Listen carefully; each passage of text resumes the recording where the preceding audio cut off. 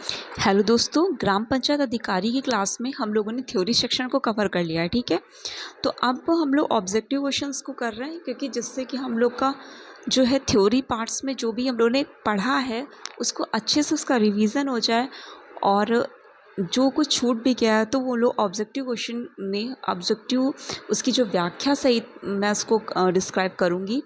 तो इससे आपका क्या होगा, जो भी छूटा होगा सब कवर हो जाएगा। तो चलिए, 20 क्वेश्चन हम लोगों ने कर लिए थे। आज का फर्स्ट जो क्वेश्चन है क्या है, जन्म मृत्यु विधेयक 2023 क्यों लाया गया था।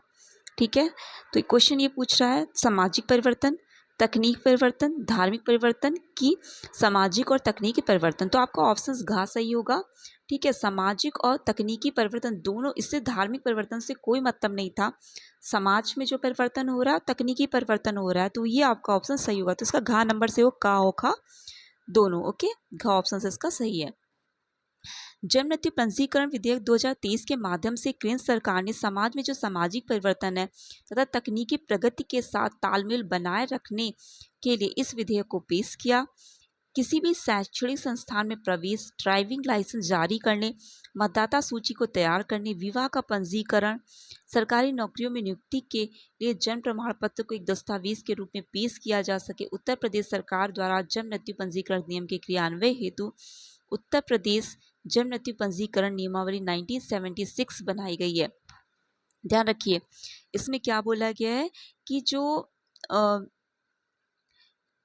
ये हमारा है शैक्षिक संस्थान में प्रवेश हो गया, ड्राइविंग लाइसेंस जारी करने के लिए, मतदाता सूची तैयार करने के लिए, विवाह का पंजीकरण करने के लिए, जो सरकारी नौकरियां उसमें नियुक्ति के लिए जन्म प्रमाण पत्र को एक दस्तावेज के रूप में पेश किया जा सकेगा। ओके, और ये बोल रहा है कि उत्तर प्रदेश सरकार तो जन्म मृत्यु पंजीकरण जो अधिनियम है उसको क्रियान्वित करने के लिए, ठीक है, जो 1969 वाला है, उसको क्रियान्वयन हेतु उत्तर प्रदेश में जन्म मृत्यु पंजीकरण नियमावली बनाई गई, जो कि 1976 में, ओके, 1976 को नियमावली बनाई गई, जो कि 8 जनवरी 1977 से संपूर्ण प्रदेश में लागू है।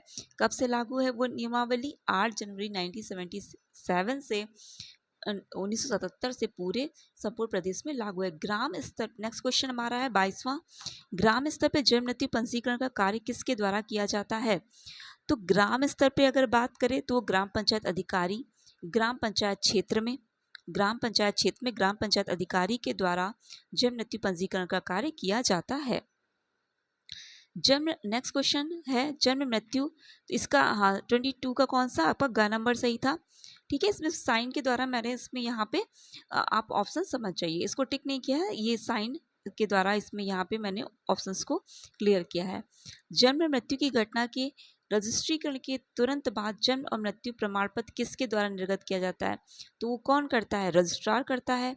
तो जन्म मृत्यु की घटना का जो रजिस्ट्रीकरण के तुरंत बाद जो भी प्रमाण पत्र निर्गत करता है वो कौन करता है? रजिस्ट्रार करता है। ओके, तो वो आपका 23 का आपका ऑप्शन गा सही होगा। नेक्स्ट क्वेश्चन हमारा, जन्म मृत्यु रजिस्ट्रीकरण अधिनियम 1969 किस धारा के अंतर्गत रजिस्ट्रेशन के स्तर पर सुधार किया जाता है? तो धारा 21 के तहत, धारा 21 के तहत जन्म मृत्यु रजिस्ट्रीकरण अधिनियम 1969 के अंतर्गत रजिस्ट्रेशन के स्तर पर सुधार किया जाता है। तो 90 कौन सा है? धारा 21, धारा 21। नेक्स्ट क्वेश्चन है, ग्राम सभा में परिवार रजिस्टर को कितने महीने में संशोधित किया जाता है? तो ग्राम सभा में परिवार रजिस्टर को त्रैमासिक संशोधित किया जाता है। ओके, त्रैमासिक की बात कर रहा है। ग्राम पंचायत अधिकारी के द्वारा त्रैमासिक आधार पर ग्राम सभा में परिवार रजिस्टर को संशोधन किया जाता है। नेक्स्ट क्वेश्चन हमारे पास है 26 नंबर, किसी व्यक्ति द्वारा जन्म और मृत्यु की सूचना निर्धारित अवधि के बाद दिया जाता है तो उसका पंजीकरण किस धारा के अधीन किया जाता है? ध्यान रखिए, क्या बोल रहा है कि किसी व्यक्ति द्वारा जन्म मृत्यु की सूचना निर्धारित अवधि के बाद दी जाती है, मतलब जो अवधि डिसाइड की गई उसके बाद दी जाती है, तो उसका पंजीकरण किस धारा के अधीन किया जाएगा? तो धारा 13 के अधीन किया जाएगा। ऑप्शन आपका ग सही है। ओके, ग ऑप्शन आपका सही है। इस घटना का रजिस्ट्रीकरण अधिनियम की धारा 13 और उसके अंतर्गत बनाई गई नियमावली के नियम संख्या 9 के अधीन विलंबित रजिस्ट्रीकरण के प्रावधानों द्वारा संचालित है। तो नियम संख्या 9 है, धारा कौन सी है? 13 है। भारत के महारजिस्टर की नियुक्ति कौन करता है? तो भारत के महारजिस्टर की बात करेंगे तो कौन करता है? केंद्र सरकार करता है। और अगर मुख्य रजिस्टर की बात करी जाए तो वो राज्य सरकार के द्वारा की जाती है। ठीक है, यहाँ पे भारत के महारजिस्ट्रार की बात करी गई है, तो केंद्र सरकार के द्वारा, और जो रजिस्ट्रार है वो राज्य सरकार के द्वारा। नेक्स्ट क्वेश्चन हमारा है जेल में जन्म या मृत्यु के पंजीकरण के लिए जिम्मेदार है। तो जेल में अगर बात, जैसे ग्राम में आपका क्या था, ग्राम पंचायत अधिकारी था, तो जेल में कौन है, जेलर है।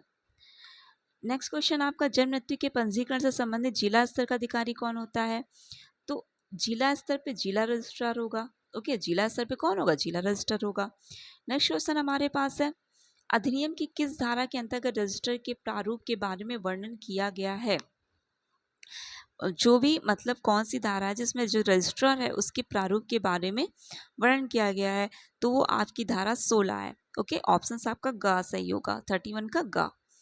अधिनियम की धारा 16 के अंतर्गत रजिस्टर को प्रारूप तैयार किया जाता है। रजिस्ट्रीकरण के पश्चात प्रारूप संख्या जो 1, 2, 3 है के विधिक भाग में जन्म रजिस्टर, एक में क्या जन्म रजिस्टर, दूसरे में मृत्यु रजिस्टर और तीसरे में मृत्यु और जन्म रजिस्टर बनेगा। ओके, पहले में जन्म, दूसरे मृत्यु, तीसरे में क्या है मृत्यु, जो मृत जन्म है। ठीक है, जो मरे हुए लोग जो जन्मते हैं उनका रजिस्टर बनेगा, जो क्रमशः प्रारूप संख्या 7, 8, 9 के रूप में जाना जाएगा।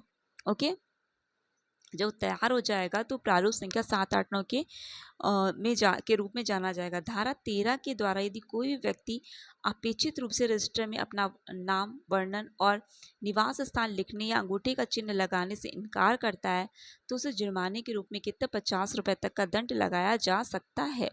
ठीक है, तो आपने इसमें इतने क्वेश्चंस देखे ऑब्जेक्टिव टाइप में। आगे जो है हम लोग ज़्यादा से ज़्यादा उसमें योजनाओं को शामिल करेंगे, क्योंकि योजना को आपको पता है कि योजना के क्वेश्चन काफ़ी इंपॉर्टेंट हैं। ओके, तो इतना ही रखते हैं, थैंक यू।